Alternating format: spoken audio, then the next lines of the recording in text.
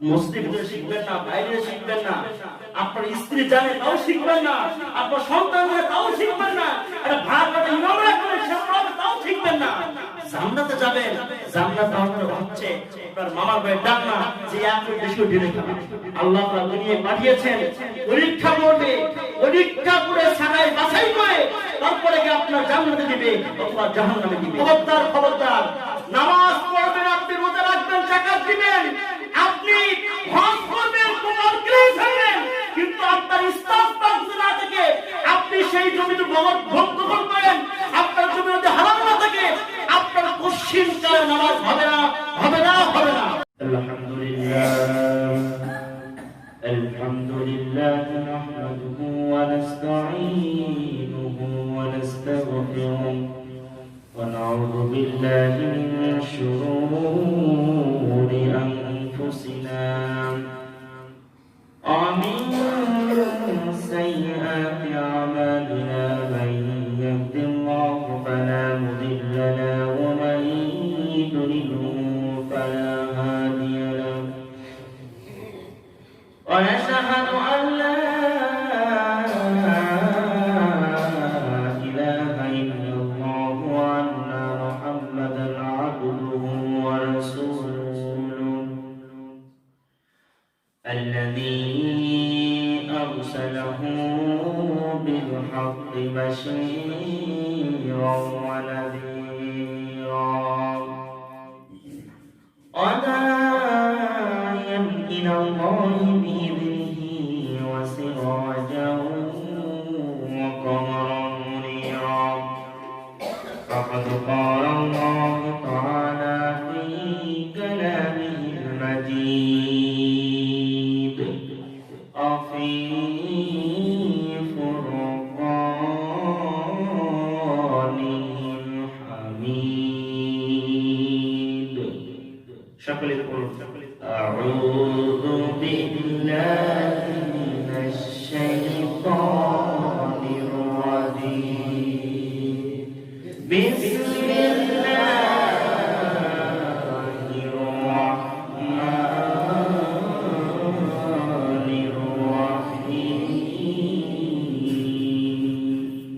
إن الله وملائكته يصلون على النبي يا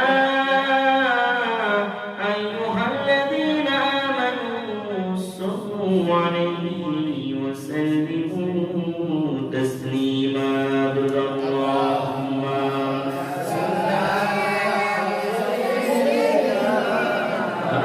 على محمد وعلى آله سيدنا بشيرنا محمد. اللهم صل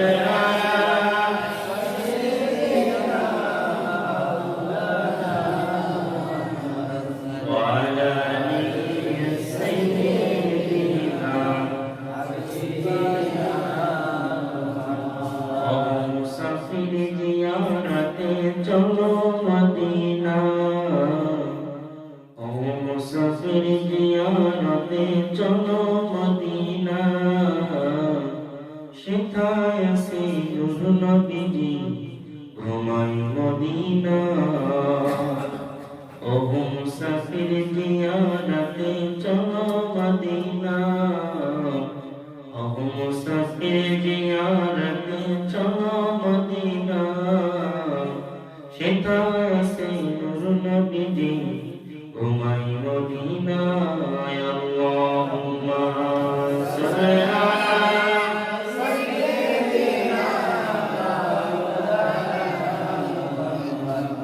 وعلى آل سيدنا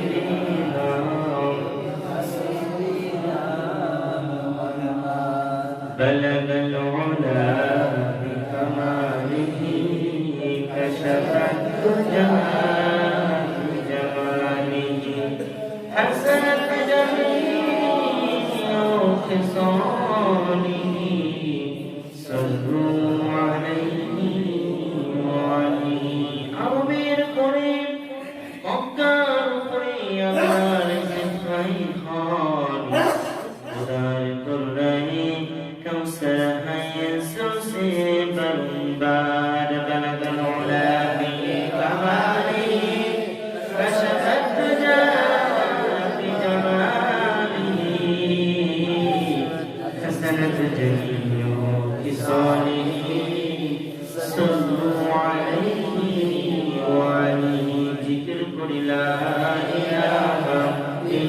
ইল্লাল্লাহ লা ইলাহা ইল্লাল্লাহ লা ইলাহা ইল্লাল্লাহ লা ইলাহা ইল্লাল্লাহ লা ইলাহা ইল্লাল্লাহ সুবহানাল্লাহ আলহামদুলিল্লাহ লা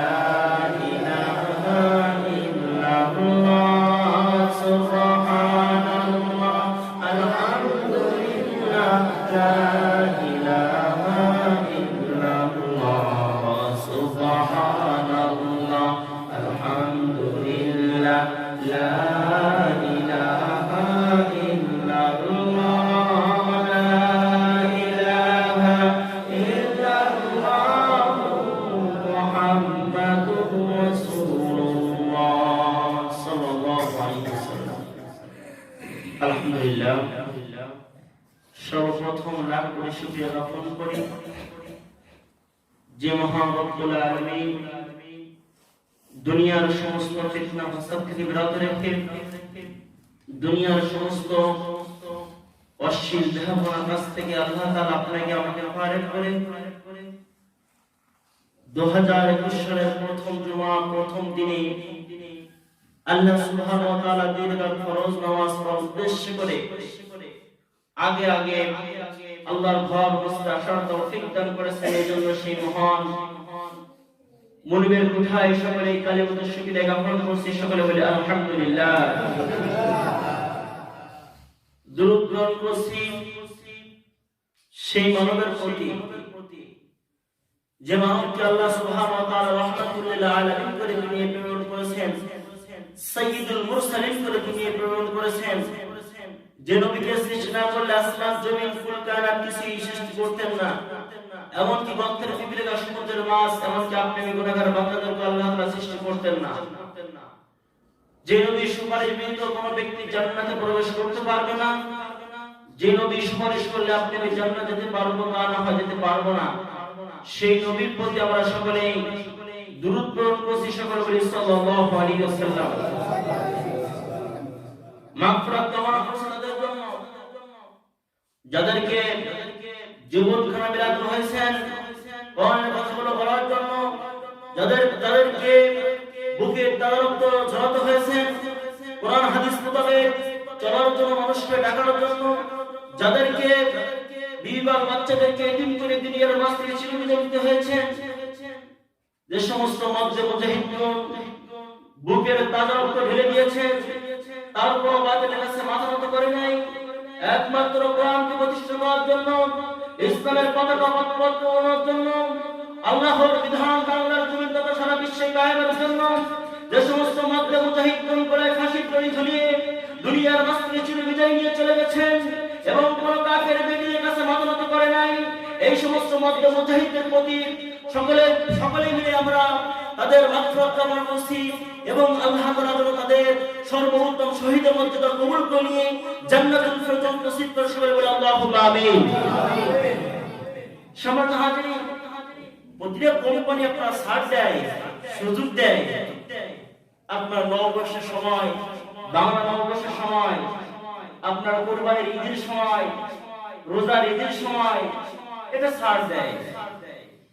কিন্তু আজকে আমরা যে পিছনে 2020 সাল পেরিয়ে আল্লাহ তাআলা যে আপনাকে আমাকে একটা বড় একটা অফার দিয়েছেন যে 2020 সালে আল্লাহ তাআলা আপনাকে আমাকে বাঁচিয়ে রাখছেন এবং বারবার তৌফিক দিয়েছেন, এটা আমাদের জন্য বড় একটা অফার না?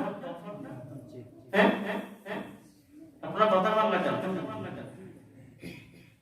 এটা আমাদের জন্য বড় একটা পাওয়া না? আল্লাহর নিয়ামত না?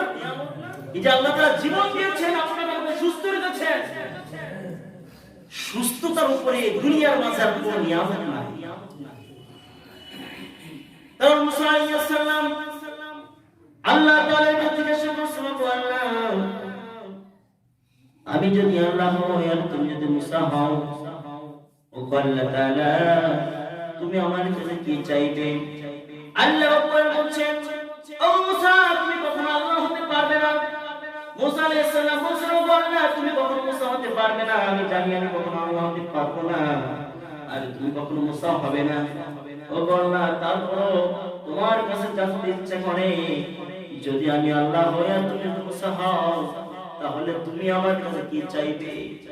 আল্লাহ রাব্বুল বলছেন যে আমি তোমার কাছে চাইতাম যেন আমি সারা জীবন ধরে সুস্থ থাকতে পারি। সুবহানাল্লাহ। তাহলে সুস্থতার উপরে ইচ্ছা আছে। সম্মানিত হাজিরিন, তোমরা আল্লাহ তাআলার কাছে মাগফিরাত কামনা করছি। এইখান থেকে 2010 সাল, আজকে 2021 সাল। 2010 সালে আমাদের কোরআনের পাখিকে আটক করে নিয়ে আপনার জেলে বন্দী করেছেন। মাঝে দেখলাম যে তাকেও আপনার এখন আদালতে ইচ্ছে। অপরাধ কি? যাকাতের টাকা আত্মসাতের মামলা। আপনারা যে ল্যাপটপ চালান, টিভি দেখেন, খবর দেখেন, তারা অবশ্যই জানেন। এই তো আপনার বেশি দিন আগের কথা না, আপনার যাকাতের টাকা আত্মসাতের মামলা দিয়েছেন আমাদের কোরআনে পাকে আল্লাহ বলেছেন, যারা যে শত শত বিধর্মী মুসলমান হয়েছে। যে ব্যক্তি আপনার কারাগারের ভিতরে যেতে পেরেছে, সেই ব্যক্তির নামে আপনার যাকাতের টাকা আত্মসাতের মামলা দিয়েছে। সম্মানিত হাজিরিন, আসলে আপনাদের কি বিশ্বাস হয় যে আমাদের কোরআনের পাখি যাকাতের একটি পয়সা আত্মসাৎ করেছে? বিশ্বাস হয়? যারা বললেন না তারা তো মনে করে বিশ্বাস করে ফেললেন। সম্মানিত হাজিরিন, আমি ওই দিনকে 28 তারিখের সকালে খবর দেখতেছি আর মনে চিন্তা করতেছি যে এটা তো শয়তান তো বিশ্বাস করবে না। শয়তানের থেকে বড় চ্যানেল আমাদের বাংলাদেশে আছে। সম্মানিত হাজিরিন, তো আমরা আল্লাহ তাআলার কাছে দোয়া করব যে আল্লাহ তাআলা যেন আমাদের 2021 সালটা যেমন একটা সুন্দর একটা দিনে, সাপ্তাহিকের সেরা দিনে আল্লাহ তাআলা উপহার দিয়েছেন আমাদের এই 2021 সালের প্রথম তারিখটা, প্রথম দিনটা, এবং শেষ করবে 2021 সালের যে আপনার সাপ্তাহিক যে একটা দিন আছে, আজকে শুক্রবার, গুরুত্বপূর্ণ একটা দিন, আল্লাহ তাআলার কাছে পছন্দের দিন। এই দিনই 2021 সাল শেষ হবে। আল্লাহ তাআলা যেন আমাদের পুরা এই এক বছরটা আমাদেরকে যেন সঠিকভাবে আল্লাহ তাআলার দিক নির্দেশনা মেনে রাসূল সাল্লাল্লাহু আলাইহি ওয়াসাল্লামের সুন্নাহ মোতাবেক চলার এবং নিজেদেরকে গড়ার তৌফিক দান করুন। সকলে বলি আল্লাহুম্মা আমিন।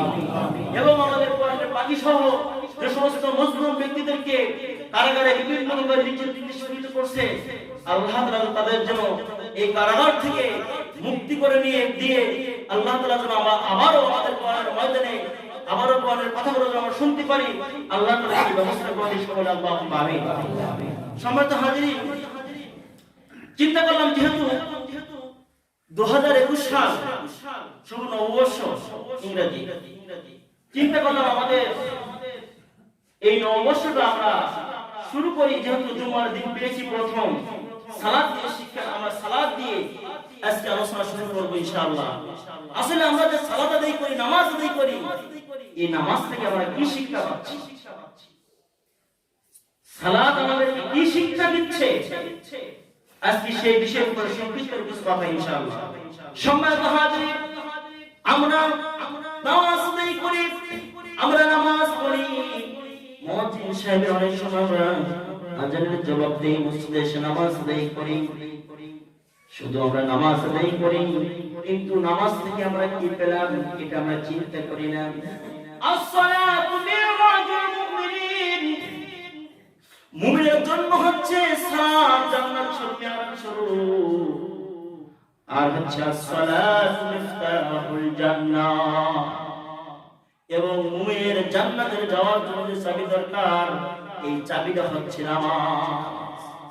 কিন্তু আপনি আমি কখনো চিন্তা করি নাই, আপনি আমি কখনো ভাবি নাই যে আজকে আপনি আমি যে সালাত আদায় করতেছি, আর এই সালাতের নিয়ামত স্বরূপ আমার নবী হযরত মুহাম্মদ সাল্লাল্লাহু আলাইহি ওয়াসাল্লাম মিরাজ করেছিলেন, আল্লাহর সাথে দিদার করতে গিয়েছিলেন।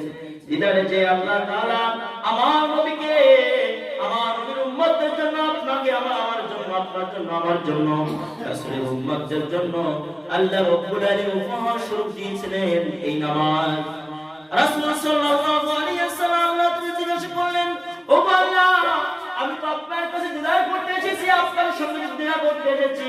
ও আল্লাহ তাআলা, আমার উম্মতরা আপনার সঙ্গে কিভাবে দিদার করবে? আল্লাহ তাআলা বলছেন, ও নবী, তুমি তো পায়ে হেঁটে আমার এখানে চলে আসো দিদার করার জন্য, আর আমি তোমার উম্মতের জন্য 50 ওয়াক্ত নামাজ দিয়েছি। এই নামাজ আমি প্রতি নামাজে, প্রতি সালাতে, ফরজ সালাতে আমি যে তোমার উম্মতের সঙ্গে আমি দিদার করে থাকবো। সুবহানাল্লাহ। রাসূল সাল্লাল্লাহু আলাইহি ওয়াসাল্লাম যখন এই 50 ওয়াক্ত নামাজ দিয়ে চলে আসলেন, চলে আসার সময় মুসা আলাইহিস সালামের কাছে দেখা হলো। মুসা আলাইহিস সালাম সাথে দেখা হওয়ার পরে মুসা আলাইহিস সালাম বলেন, ও আল্লাহর দোস্ত, যে আল্লাহ তাআলা আপনার উম্মতের জন্য যে 50 ওয়াক্ত নামাজ দিয়েছে, নামাজ আদায় করবে না। এইভাবে করতে করতে আপনার 9 ভাই আল্লাহ তাআলা দরবারে গিয়েছিলেন, আর 5বার করে 5 ওয়াক্ত করে কমাই দিয়েছিলেন। শেষ ভাই রাসূল সাল্লাল্লাহু আলাইহি ওয়াসাল্লাম চিন্তা করলেন, আমি যদি আবার জাস্ট আল্লাহ তাআলার দরবারে যাই, হয়তো আল্লাহ প্রতিবার যেহেতু 5বার করে কমাই দিচ্ছেন, হয়তো আল্লাহ তাআলা এইবার যদি যায় তাহলে 5বার হয়তো কমাইতে পারেন। রাসূল সাল্লাল্লাহু আলাইহি ওয়াসাল্লাম চিন্তা করলেন, আল্লাহ যদি কমা যায় তাহলে আমার উম্মতের জন্য আমি কি নিয়ে যাব? এই চিন্তা করে রাসূল সাল্লাল্লাহু আলাইহি ওয়াসাল্লাম আর আল্লাহর দরবারে গেলেন না। রাসূল সাল্লাল্লাহু আলাইহি ওয়াসাল্লাম এই 5 ওয়াক্ত নামাজ দিয়ে আবার আপনার দুনিয়ায় চলে আসলেন। আল্লাহ তাআলা কোন ব্যক্তি যদি আপনার নামাজ আদায় করে সঠিকভাবে, আমার আল্লাহ পাক রব্বুল আলামিন সেই ব্যক্তির সঙ্গে দিদার করতে শুরু করে দেয়। সুবহানাল্লাহ। কিন্তু আপনি আমি কখনো কি ভেবেছি যে আসলে আমার নামাজ পড়তেছি, কিন্তু আমার নামাজের সঙ্গে আল্লাহ তাআলার সঙ্গে আমি দিদার হচ্ছি? চিন্তা কখনো করেছি? সম্মানিত হাজিরিন, আমরা চিন্তা করব বা কিভাবে? আর চিন্তা করলে তো আমাদের ব্যাটে বলে খেলবে না, আমাদের হিসাব কখনো শেষ হবে না। কারণ আমরা নামাজের আর কোন হাকামগুলো আমরা চাই না, নামাজের নিয়ম কানুনগুলো আমরা মানতেও চাই না, পড়তেও চাই না, শুনলেও সেটা আমরা সঠিক পথের আমরা দিশা খুঁজছিলাম। সম্মানিত হাজিরিন, নামাজ পড়তে গেলে যে তেরোটা নামাজের ভিতরে এবং বাইরে যে 13টা ফরজ আছে তা আমরা অনেকেই জানি না। নামাজের বাইরে 7 ফরজ, নামাজের বাইরে এবং ভিতরে 13 ফরজ, নামাজের বাইরে 7 ফরজ। এই 7টা ফরজ যদি কোনো ব্যক্তি আদায় না করে, এই নামাজে দাঁড়ানোর আগে আল্লাহু আকবার বলা লাগে। যদি 7টা ফরজ যদি কোনো ব্যক্তি, কোনো নামাজি ব্যক্তি, কোনো মুসলমান যদি আপনারা আদায় না করে, তাহলে তার নামাজ হবে না। নামাজের দাঁড়ানোর আগে আপনাকে 7টা ফরজ আদায় করতে হবে। 7টা ফরজের ভিতরে প্রথম ফরজ হচ্ছে শরীর পাক। কি? সবাই বলেন, প্রথমটা কি? শরীর পাক। নামাজের বাইরে এবং ভিতরে কয় ফরজ? 13 ফরজ। নামাজের বাইরে 7 ফরজ। প্রথমটা কি? শরীর পাক। যারা ঘুমের ভান আছেন, ঘুমের ভান ছেড়ে দেন। সম্মানিত হাজির, প্রথমটা কি? শরীর পাক। আসলে এখন চিন্তা করুন যে আমাদের যে নামাজের বাইরে 7টা ফরজ, 7টা ফরজের প্রথমটা হচ্ছে শরীর পাক। বলুন তো, আমরা যারাই মসজিদে নামাজ পড়তে আসি তাদের কি সকলের কি শরীর পাক?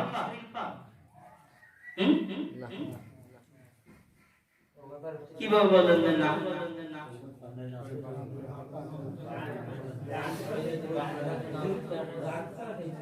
সম্মানিত হাজিরিন, যার কথা সে বলতে পারবে, কিন্তু বাহ্যিক দৃষ্টি দিয়ে দেখলে আসলে বোঝা যায় তার শরীরটা পাক আছে কিনা। 1 নম্বর হচ্ছে শরীর পাক। এই শরীর আবার 2 প্রকার। এই শরীর পাক কয় প্রকার? সবাই বলেন কয় প্রকার? এই শরীর পাক হচ্ছে 2 প্রকার। 1 নম্বর হচ্ছে বাহ্যিক পরিষ্কার পবিত্র করা, আর 2 নম্বর হচ্ছে ভিতরের আপনার হাড়ি মাংস গোশতগুলা পবিত্র করা, রক্তগুলো পবিত্র করা। আমাদের সমাজের ভিতরে আমরা বাহ্যিকভাবে কোন আমাদের কাপড়ে নাপাকে লেগে গেলে, পোশাক পেইটার কাপড় নাপাকে লেগে গেলে আমরা কিন্তু সেবার বিসমিল্লাহ, তিনবার বিসমিল্লাহ বলে আমরা ধৌত করে নিই, সেটা পাক পবিত্র করে নিই। কিন্তু আসলে আমাদের রক্ত মাংসের ভিতরে যে আমরা যে লোকমা ভাত খাচ্ছি, এই ভাতটা আমাদের হারাম হচ্ছে কি হারাম হচ্ছে, এটা চিন্তা বিবেচনা আমরা করি না। আমরা সামনে পাইলেই খাই, কিন্তু আমরা চিন্তা করি না আমাদের লোকমার ভিতরে আমাদের হারাম আছে কি হারাম আছে। এটা আমরা আপনি মুসলমান চিন্তা করি না।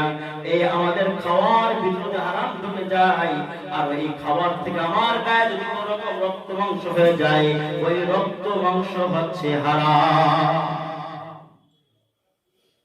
আপনি বাহিরটা পরিষ্কার করলে ভিতরটাও আপনি পরিষ্কার না করতে পারেন সম্মানিত হাজিরিন, তাহলে 7টা ফরজের ভিতরে প্রথমটা কি? শরীর পাক। চাচা কি হচ্ছে সমস্যা? সম্মানিত হাজিরিন, তাহলে 7টা ফরজের ভিতরে বাইরে 7টা ফরজের ভিতরে একটি ফরজ। প্রথম ফরজ হচ্ছে কি? শরীর পাক। 2 নম্বর হচ্ছে কাপড় পাক। 2 নম্বর কি? আপনাদের মুখ দিয়ে বলেন, তাহলে আপনারা এটা অন্তর থেকে যাবে না, কিন্তু শুধু মনে মনে মনে মনে বললেন, ও সারা জীবন ধরে পড়লে মন থাকবে না। আর এখন তো ব্যান্ডের স্কুল ঢোলা হয়ে গেছে মুরব্বী বাবাদের। এজন্য যেহেতু আল্লাহ এখনো পর্যন্ত জবান দিয়েছে, এখনো পর্যন্ত পড়াশোনা দিয়েছে, একটু পড়ুন, একটু শিখুন, একটু জানুন, একটু আমল করার চেষ্টা করুন, তারপরে কবরের চিন্তা করুন। সম্মানিত হাজিরিন, নামাজের বাইরে 7 ফরজের প্রথম নাম্বারটা কি? শরীর পাক। 2 নম্বরটা হচ্ছে কাপড় পাক। এই কাপড় পাক হচ্ছে আবার 2 প্রকার। কয় প্রকার? কাপড় পাক 2 প্রকার। 1 নম্বর পাক হচ্ছে আপনার বাহির পাক, যে কাপড়ের ভিতরে আপনার, এই কাপড়ের ভিতরে আপনার নাপাক লেগে গেল, এই কাপড়ের ভিতরে আমার প্রস্রাব ভেঙে লেগে গেল, এই কাপড়টা আমি পাক করে নিলাম। কিন্তু এই কাপড়টা যদি কোনো সুদের টাকা দিয়ে, কোনো ঘুষের টাকা দিয়ে, কোনো মারিং কাটির টাকা দিয়ে, ডাকাতির টাকা দিয়ে, চোরবাট করে টাকা দিয়ে যদি আপনার এই কাপড়টা আপনি কিনেন এবং ওই কাপড়টা পরে আপনি আওয়াজ আদায় করেন, আপনি কিয়ামত পর্যন্ত আপনার কপালটা কেটে ফেলবেন, কিন্তু আপনার ওই হালাল পোশাক না পরা পর্যন্ত আপনার নামাজ হবে না। সম্মানিত হাজিরিন, চিন্তা করছেন যে আসলে এই কাপড়টা পরছি, এই কাপড়টা হালাল কিনা?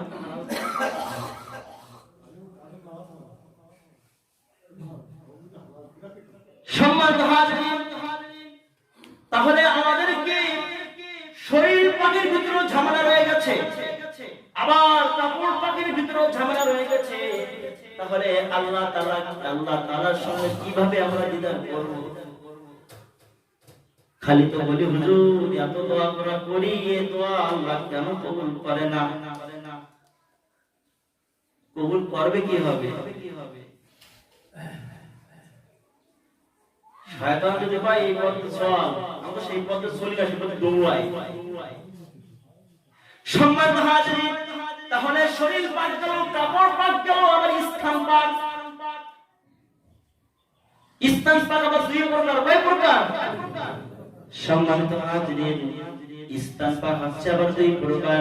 1 নম্বর পাক হচ্ছে জায়গাটা পবিত্র আছে কিনা, আর 2 নম্বর পাক হচ্ছে আপনার জায়গাটা আপনার কাছ থেকে আপনি মারিং কাটিং ফাঁকি দিয়ে খেয়েছেন কিনা। জমির ভিতরে তো আপনার ভিতর রয়েছে। সম্মানিত হাজিরিন, তাহলে 1 নম্বর কি? শরীর পাক। নম্বর কি? শরীর পাক কয় প্রকার? কাপড় পাক কয় প্রকার? স্থান পাক 2 প্রকার।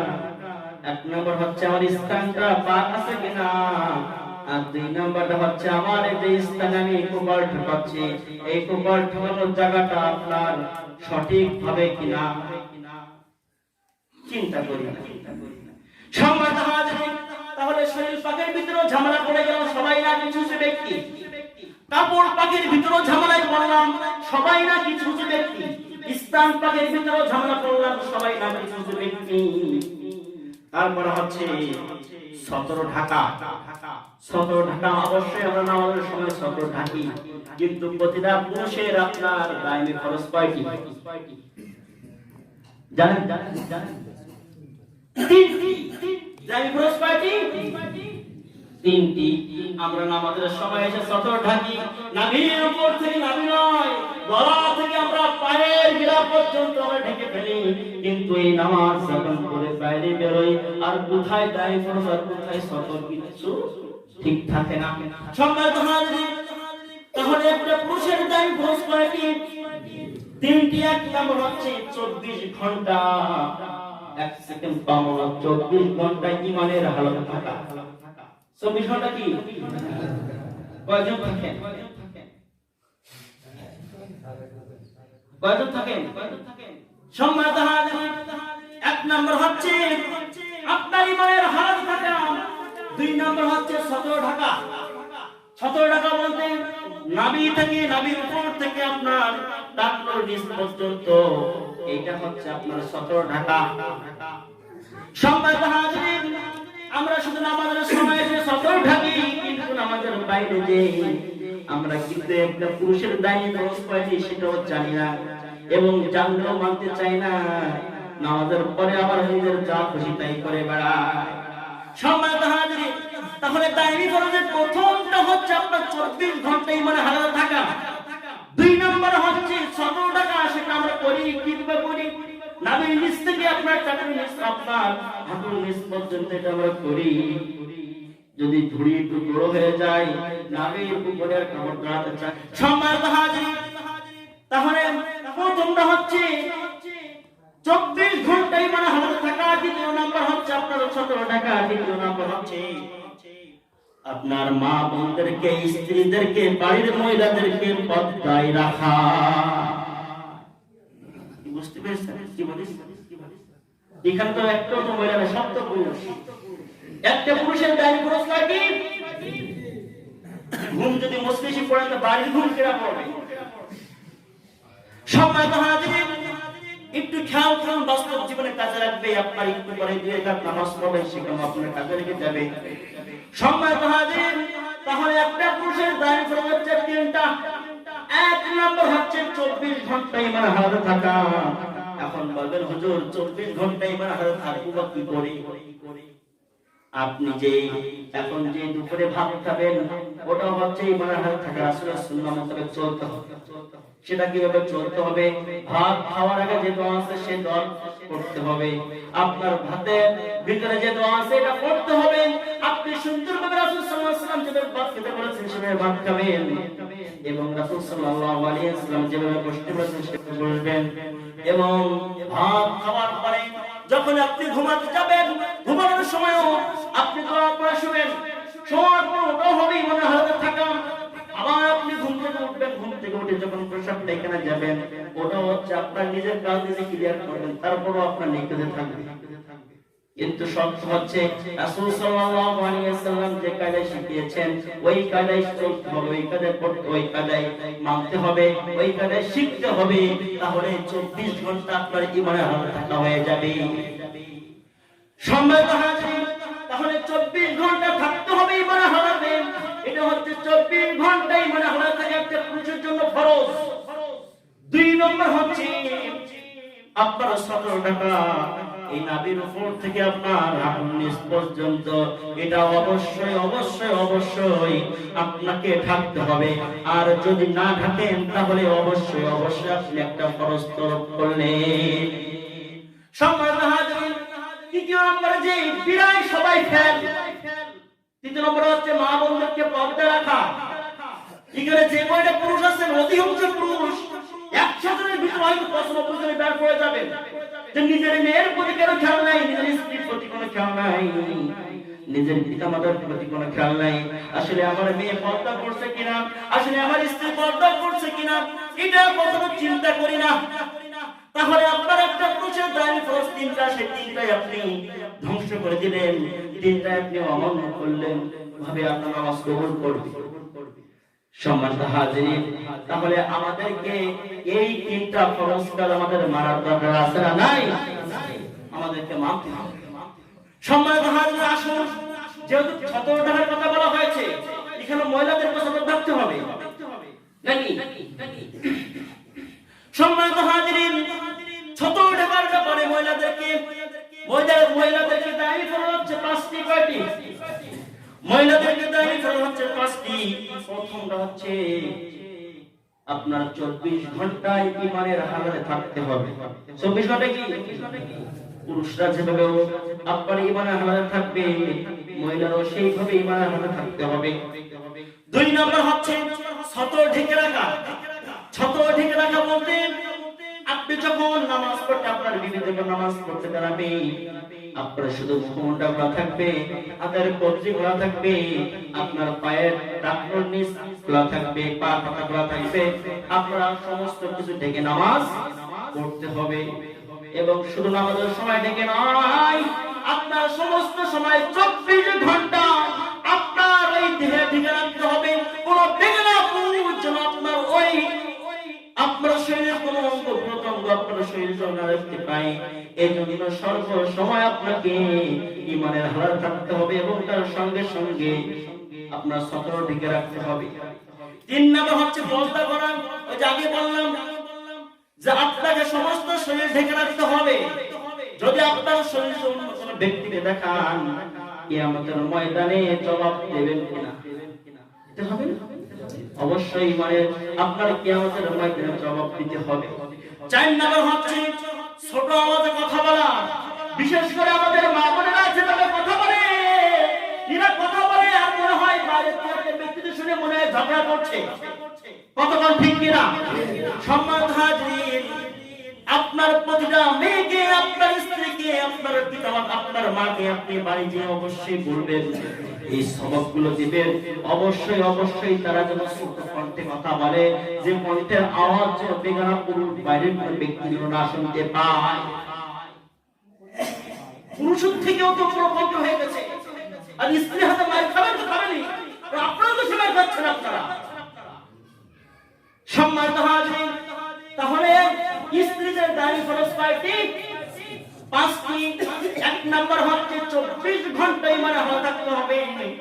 2 নাম্বার হচ্ছে আপনারা সতর রাখতে হবে।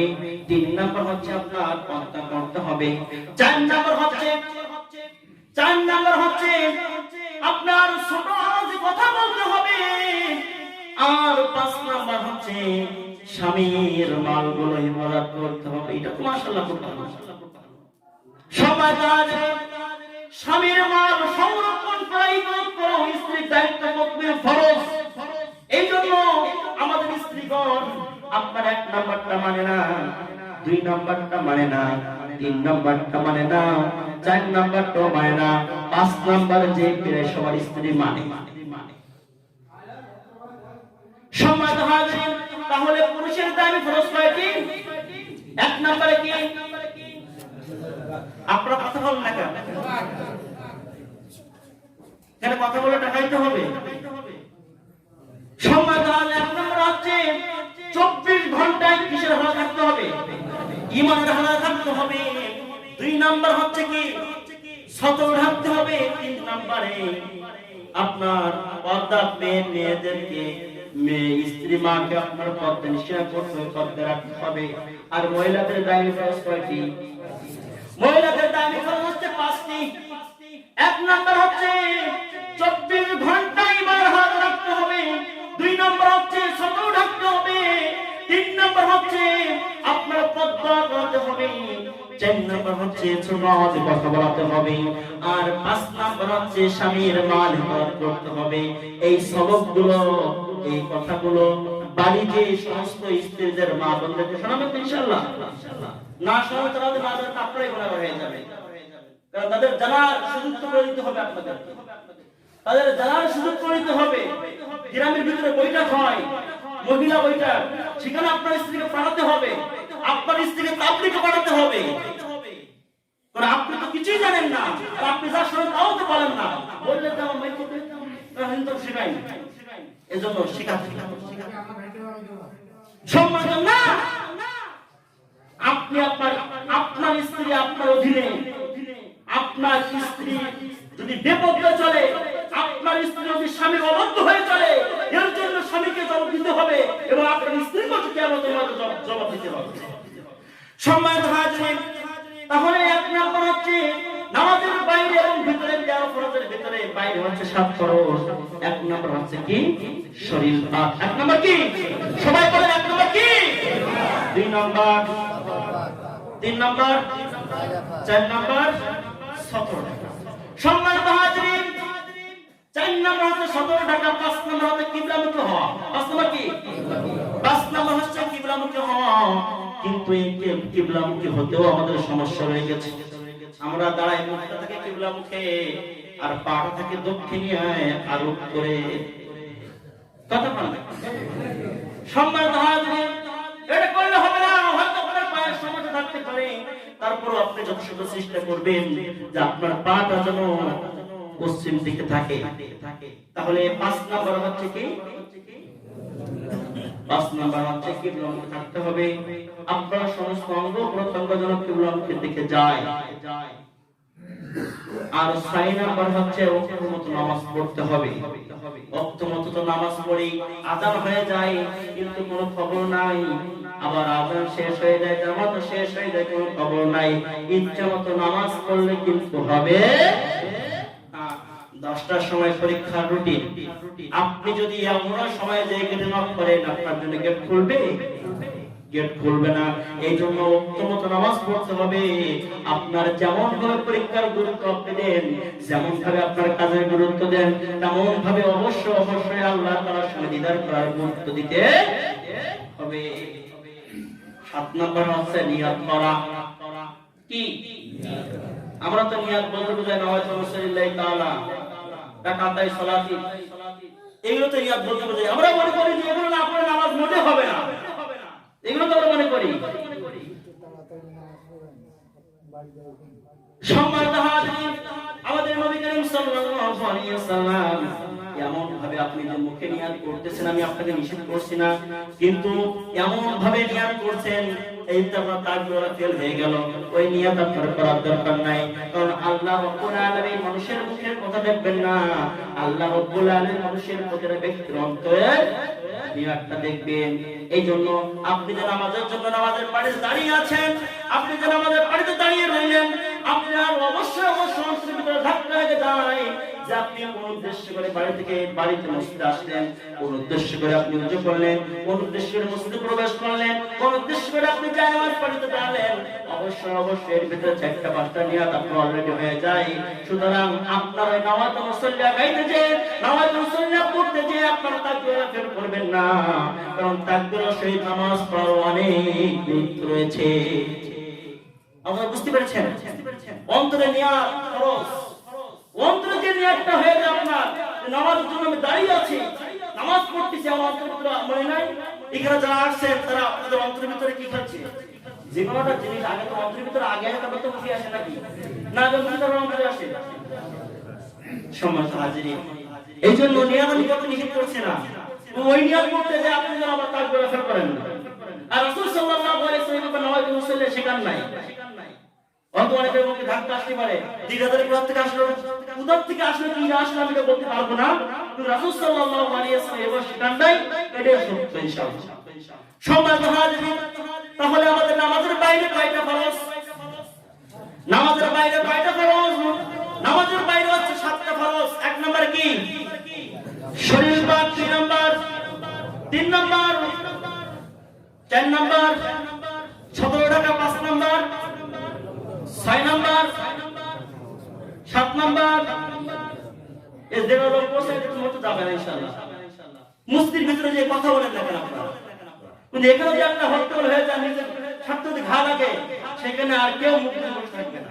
মসজিদটাই কি, এখানে কেউ মুখ থাকবেন না আপনারা, যে মসজিদের আদব আছে সেটাও মুখ থাকবে না। অবশ্যই এটাও আপনার শিক্ষা দরকার আছে। মসজিদের ভিতরে শিখবেন না, বাইরে শিখবেন না, আপনার স্ত্রী জানে তাও শিখবেন না, আপনার সন্তান জানে তাও শিখবেন না, একটা ভাগ একটা ইমামরা করে সেটা তাও শিখবেন না। জান্নাতে যাবেন, জান্নাত হচ্ছে আপনার মামার ভাইয়ের ডাক না যে আপনি বেশি ঢেলে খান। সম্মানিত হাজিরিন, আল্লাহ তাআলা দুনিয়ায় পাঠিয়েছেন পরীক্ষা করবে, পরীক্ষা করে সারাই বাছাই করে তারপরে কি আপনার জান্নাতে দিবে অথবা জাহান্নামে দিবে। সম্মানিত হাজিরিন, আজকে শিখলাম কি নামাজের বাইরে 7 ফরজ। নামাজের বাইরে কি শিখলাম?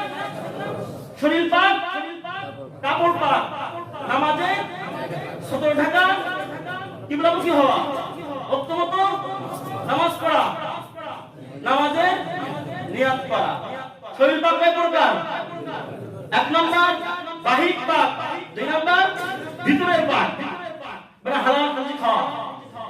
কাপড় পাক কয় প্রকার?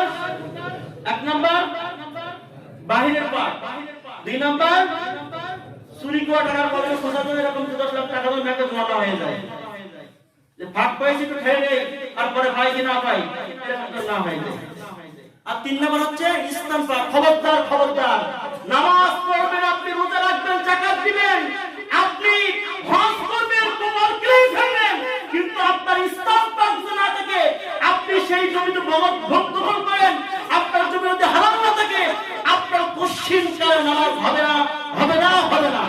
এজন্য আপনাকে অবশ্যই অবশ্যই বিশেষ করে কারো জমি কেউ ফাঁকি দিয়ে খাবেন না।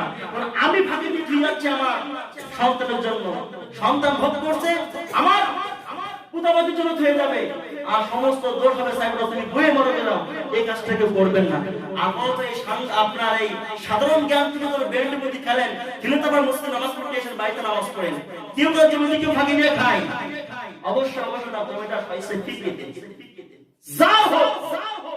1 বিঘা 1 আঙুল জমি যদি আপনি ফাঁকি দিয়ে যান, কিয়ামতের ময়দানে আপনার সেই জমির সম্পূর্ণ মাটি আপনাকে মাথায় করে নিয়ে উঠতে হবে। আমি যে কথাগুলো বললাম, আল্লাহ রাব্বুল আলামিন যেন আমাদের সঠিকভাবে, আমাকে সহ আপনাদের সকলকে সঠিকভাবে সুন্দরভাবে আমল করার তৌফিক দান করুন। সকলে বলি আল্লাহুম্মা আমিন। আগামী সপ্তাহে আলোচনা হবে আযান ইকামত কি শিক্ষা দিচ্ছে আমাদেরকে। আমরা যে মুয়াজ্জিন সাহেব আযান দেয় আর আপনার মুয়াজ্জিন সাহেব নামাজ শুরু হলে ইকামত দেয়, এই আযান প্লাস ইকামত আমাদেরকে কি শিক্ষা দিচ্ছে, আমরা কি বলছি আর কি শুনছি, আর এই অর্থ আমাদেরকে কি শোনাচ্ছে আর অর্থ আমাদের কি বলছে, এই বিষয়ে আলোচনা হবে ইনশাআল্লাহ। আপনারা আগামী আসবেন ইনশাআল্লাহ। আসসালামু আলাইকুম ওয়া রাহমাতুল্লাহ।